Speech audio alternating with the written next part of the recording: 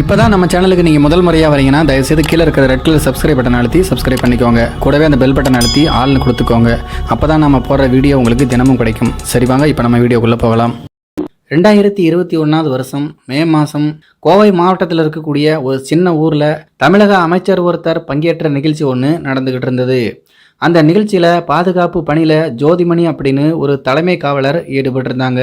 நிகழ்ச்சி முடிந்து கூட்டம் கலைஞ்சு போன உடனே ஜோதிமணி தன்னுடைய டிவிஎஸ் 50 எடுத்துக்கிட்டு வீட்டுக்கு புறப்பட ஆரம்பித்தாங்க. அப்போது அவருடைய செல்ஃபோனுக்கு அழைப்பு வந்திருக்கு. வண்டியை நிறுத்திட்டு ஃபோனை எடுத்து பார்த்துருக்காங்க. அவருடைய நண்பர் ஜெயபால் அப்படிங்கிறவர் அவங்களுக்கு ஃபோன் பண்ணியிருக்காரு. அந்த நண்பர் ஜோதிமணியை பார்க்கறதுக்காக அங்கே வர்றதா சொல்லியிருக்காரு.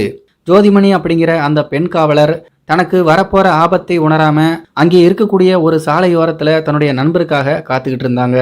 சில நிமிடங்கள்லயே அந்த இடத்துக்கு ஜெயபால் அப்படிங்கிறவரு வந்திருக்காரு. ஆனா அங்கே ஜோதிமணி இல்ல. ஜெயபால் ஜோதிமணியோட மொபைலுக்கு திரும்பவும் கூப்பிட்டுருக்காரு. ஃபோன் சுவிட்ச் ஆஃப் அப்படின்னு வந்திருக்கு. ஒருவேளை ஜோதிமணி வீட்டுக்கு போயிருக்கலாம் அப்படின்னு நினைச்சிட்டு ஜெயபாலும் அவருடைய வீட்டுக்கு போயிட்டாரு. ஆனால் அன்னைக்கு நைட்டு ஜோதிமணி அவங்களுடைய வீட்டுக்கு போய் சேரல. ஜோதிமணியோட கணவர் ஜோதிமணி கூட வேலை பார்க்கக்கூடிய சக போலீஸ்காரங்க கிட்ட இதை பத்தி விசாரிச்சிருக்காரு. ஆனா அவருக்கு எந்த ஒரு தகவலும் கிடைக்கல. ஜோதிமணியோட செல்போனும் சுவிட்ச் ஆஃப் அப்படின்னு வந்திருக்கு. மறுநாள் காலையில முதல் வேலையா ஜோதிமணியை காணவில்லை அப்படின்னு சொல்லிட்டு அவங்க வேலை செய்யக்கூடிய அந்த காவல் நிலையத்திலேயே போயிட்டு புகார் பதிவு செய்யப்பட்டது. போலீஸ்காரங்க ஜோதிமணியை தேடத் தொடங்கினாங்க. சைபர் கிரைம் போலீசார் நடத்திய விசாரணையில் ஜோதிமணி கிட்ட கடைசியாக செல்போனில் பேசிய நபர் அவருடைய நண்பர் ஜெயபால் அப்படிங்கிறது தெரிய வந்திருக்கு. அவரை பிடிச்சு விசாரிச்சப்போ அவர் நடந்த விஷயத்த அப்படியே சொல்லியிருக்காரு. ஜோதிமணி தன்னுடைய கணவருக்கு தெரியாமல் ஜெயபால் கூட பழகி வந்ததால் ஏற்பட்ட தகராறுல தான் ஜெயபால் ஜோதிமணியை என்னவோ செஞ்சிருக்காரு அப்படின்னு சொல்லிட்டு போலீசாருடைய முதல்கட்ட விசாரணையில் முடிவு பண்ணியிருக்காங்க. அந்த நேரத்தில் தான் நெடுஞ்சாலை ஓரமாக சீருடை அணிஞ்ச பெண் காவலர் ஒருத்தருடைய பிணம் கிடப்பதா போலீசாருக்கு தகவல் வந்திருக்கு. அது வேறு யாரும் கிடையாது, அந்த ஜோதிமணி தான். ஜோதிமணி சடலத்துக்கு அருகே மதுபாட்டிலும் கிடந்திருக்கு. ஜோதிமணி தலையில இரும்பு கம்பியால் தாக்கப்பட்டு பாலியல் வன்கொடுமை செய்யப்பட்டு கொலை செய்யப்பட்டிருந்தாங்க. அவர் உடல் கிடந்த இடத்திலிருந்து கொஞ்ச தூரத்திலேயே அவருடைய டிவிஎஸ் 50 பைக்கும் கண்டுபிடிக்கப்பட்டது. ஜெயபால் தான் கொலை செஞ்சிருப்பாரு அப்படின்னு முடிவு பண்ண போலீஸ்காரங்க அவரை கைது பண்ணி சிறையிலும் அடைச்சிருக்காங்க. ஜெயபாலுக்கு திருமணமாகி மனைவி 2 குழந்தைகளும் இருக்காங்க. கோவை சிறையில் இருந்த ஜெயபால் நான் எந்த ஒரு குற்றமும் செய்யலை அப்படின்னு சொல்லி புலம்பிக்கிட்டு இருந்திருக்காரு. அவருக்கு சக கைதிகள் ஆறுதலும் சொல்லிக்கிட்டு இருந்திருக்காங்க. தருமபுரியில் நடந்த ஒரு திருட்டு வழக்கில் கைதாகி இருந்த ஒரு லாரி டிரைவர் சத்யா அப்படிங்கிற கைதி ஜெயபால் கிட்ட பேச்சு கொடுத்துருக்கான். அப்போது ஜெயபால் அழுதுகிட்டே சொன்ன விஷயங்களை கேட்ட சத்யா, அட பாவி, அந்த போலீஸ்கார பொம்பளையா பாலியல் வன்கொடுமை செய்து கொன்னது நான் தான்யா, பாவம் உன்னை தூக்கி உள்ள வச்சிருக்காங்க என்று போகிற போக்கில் சொல்லியிருக்கான். ஆரம்பத்தில் ஜெயபால் கூட அதை சீரியஸாக எடுத்துக்கல. ஆனால் ஜெயபாலை பார்க்கும்போதெல்லாம் நான் பண்ணின கொலைக்கு நீ அநியாயமாக மாட்டிக்கிட்டிய அப்படின்னு சொல்லிட்டு அனுதாபப்பட்டிருக்கான் அந்த லாரி டிரைவர் சத்யா. ஜெயபாலுக்கு லேசாக பொறி தட்ட ஆரம்பிக்க மனு போட்டு தன்னுடைய மனைவியை சந்திக்க வர சொல்லியிருக்காரு ஜெயபால். மனைவி கிட்ட ஜோதிமணியை கொன்னவன் சாதாரண கேஸில் உள்ள இருக்கான், போலீஸ் என் மேலே கொலைப்படியை சுமத்திட்டாங்க அப்படின்னு சொல்லியிருக்காரு.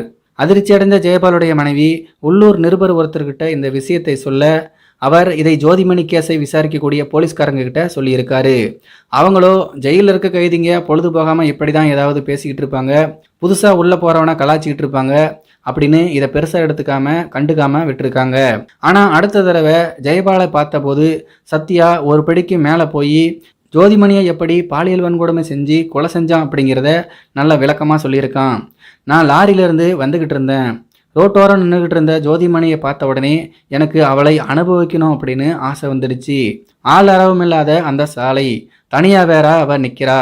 லாரியை நிறுத்தி இறங்கி திடீர்னு கீழே விழுந்து வலிப்பு வந்தவனை போல நடித்தேன். அந்த பொம்பளை என்னுடைய நடிப்பை பார்த்து உண்மைன்னு நினச்சிக்கிட்டு என் மேலே பரிதாபப்பட்டு உதவி செய்ய ஓடி வந்தா. நான் என்கிட்ட மறைச்சி வச்சிருந்த ஸ்பேனரை எடுத்து அவன் மண்டையில் ஒரே போட்டேன். அவள் அப்படியே சுருண்டு விழுந்துட்டா. அப்புறமா காட்டுக்குள்ளே தூக்கிட்டு போய் என்னுடைய ஆசையை முடிச்சுக்கிட்டு அங்கேயே உட்காந்து நான் கொண்டு போன சரக்கை அடிச்சிட்டு அவள் காதில் கழுத்தில் கிடந்த நகையை கழட்டிக்கிட்டு நேராக வந்துட்டேன் அப்படின்னு ரொம்ப சர்வசாதாரணமாக அவன் சொல்லிக்கிட்டே சிரிச்சிருக்கான். ஜெயபால் இந்த தடவை தன்னை பார்க்க வந்த மனைவி கிட்ட இதை சொல்லி அழுதுருக்காரு. அவங்க மறுபடியும் நிருபரை சந்தித்து இதை சொல்லியிருக்காங்க.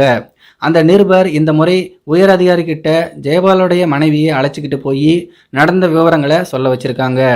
அந்த அதிகாரி அதை சீரியஸாக எடுத்துக்கிட்டு விசாரிக்க ஆரம்பிக்கும் போது லாரி டிரைவர் சத்யா ஜோதிமணியை போல தமிழகம், ஆந்திரா, கர்நாடகா பகுதிகளில் 50க்கும் மேற்பட்ட பெண்களை பாலியல் வன்கொடுமை செய்ததும் 30க்கும் மேற்பட்ட பெண்களை பாலியல் வன்கொடுமை செய்து கொலை செய்திருப்பதும் தெரிய வந்தது. அதுக்கப்புறமா சிறையில் இருந்த சத்யா இந்த வழக்கில் கைது செய்யப்பட்டான். சேலம், கோவை சிறையில் இருந்த சத்யா கர்நாடகாவில் நடந்த பாலியல் வன்கொடுமை கொலை குற்றத்துக்காக பெங்களூரு சிறையில் இருக்கும்போது கழுத்தை அறுத்துக்கிட்டு தற்கொலை செஞ்சுக்கிட்டான். இப்போ சத்யா உயிரோட இல்லை. போலீஸும் சத்யாவை கிட்டத்தட்ட மறந்துட்டாங்க. நிரபராதியான ஜெயபாலை தண்டனையிலிருந்து காப்பாற்றி சத்யா அப்படிங்கிற சைக்கோ கொலைகாரனை வெளி உலகத்துக்கு அம்பலப்படுத்த காரணமாக இருந்தது அந்த ஊரை சேர்ந்த உள்ளூர் நிருபர் ஒருத்தர். இதை பற்றி உங்களுடைய கருத்துக்கள் என்ன அப்படிங்கிறது கீழே இருக்கிற கம்பாஸில் தெரியப்படுத்துங்க. மேலும் இது போன்ற வீடியோக்களை பார்க்க நம்முடைய சேனலை சப்ஸ்கிரைப் பண்ணிக்கோங்க. இந்த வீடியோ பிடிச்சிருந்தா தயவு செஞ்சு ஒரு லைக் ஒன்று கொடுத்துருங்க. நன்றி, வணக்கம்.